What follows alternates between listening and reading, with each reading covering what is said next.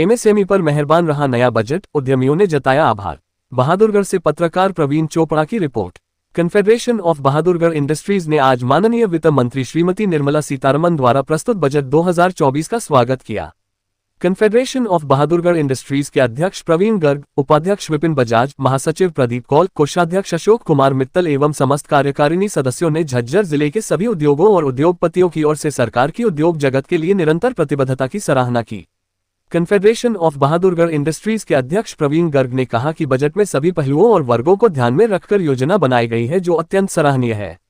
Budget में रोजगार सृजन पर भी खास ध्यान दिया गया है जिससे हमारा देश और मजबूत होगा। साथ ही ईज ऑफ डूइंग बिजनेस को सही मायने में सुनिश्चित करने के लिए कई अहम कदम उठाए गए हैं जो कि हमारे औद्योगिक इकाइयों के लिए अत्यंत लाभकारी साबित हो सकते हैं। इस बजट में एमएसएमई पर भी विशेष ध्यान दिया गया है, विशेष रूप से श्रम प्रधान इकाइयां।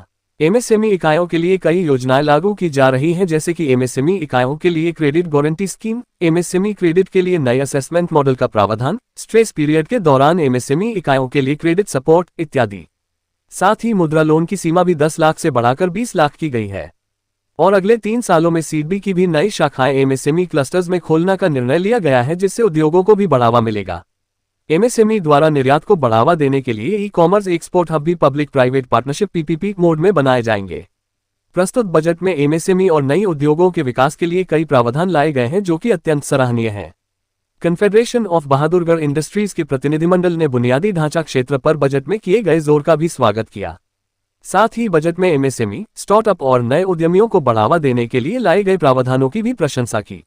उन्होंने इन 2024 के बजट को सकारात्मक विकास के रूप में देखते हुए कहा कि हमें उम्मीद है कि यह बजट भारतीय उद्योग को मजबूत बनाने और देश के आर्थिक विकास को गति देने में महत्वपूर्ण भूमिका निभाएगा।